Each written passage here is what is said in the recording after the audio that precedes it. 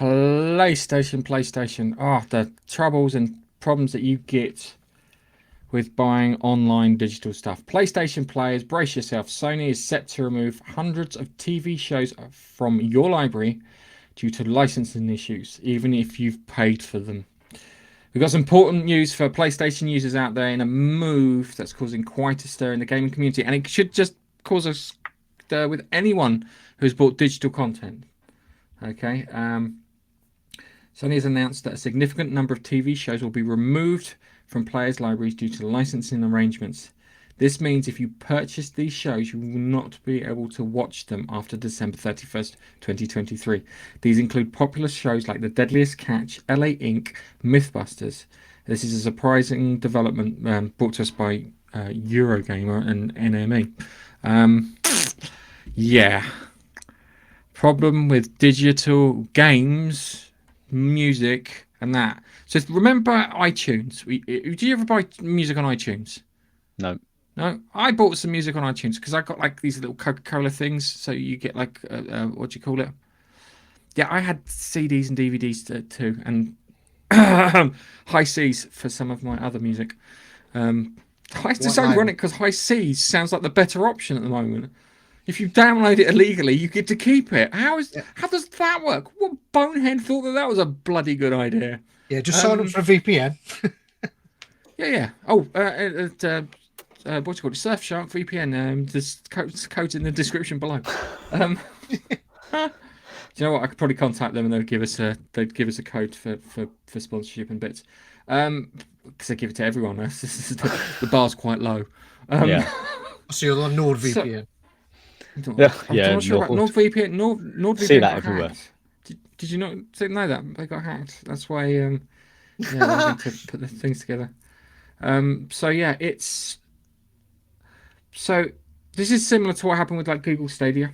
I had a couple of Google Stadia games and they were refunded, which was good. I know someone who bought the Google Stadia pad and bought a load of games and the pass and stuff, and they had their money refunded too. I'm hoping people get their money refunded. Is my first thing. Yeah, because if you get money refunded, less of a sting. Okay, annoying. There'll be something in the terms and conditions somewhere. You won't get your money back. Guarantee you.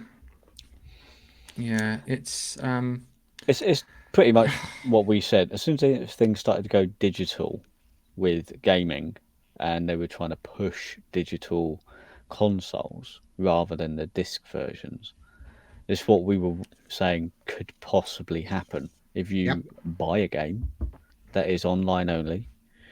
And what happens when they just decide to turn it off? Because they can. It's not like you've still got the game. You can't go trade it in. You can't do anything with it. You're stuck. I know they took umbrage with the second-hand market because they weren't making money out of it, and I think maybe the digital things are a bit of a thing off the back of that. See, I tried going completely digital with the Xbox X series when it first came out. I figured, fuck it, I'll give it a go.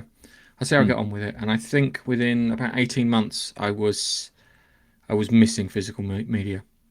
There's something about having games, a collection of games. I've got like I keep my. It's ironic because I don't put my games on display, but I have these lovely like leather boxes where you open them up and you've got all the games all in there, lovely. And I put the lid on, and it feels quite nice to have all these things. And yeah, it's dude, it's. I know. This is not good because this is. As I always make the joke that the currency of future apocalyptic world will be VHS porn, because it's just it's too big to lose the DVDs and bits, yeah, and it feels like you bought something at the same time too. But coming back to this right for ownership is something that corporations push because they don't want you to own it. They really don't want you to own it. They want you to lease it from them.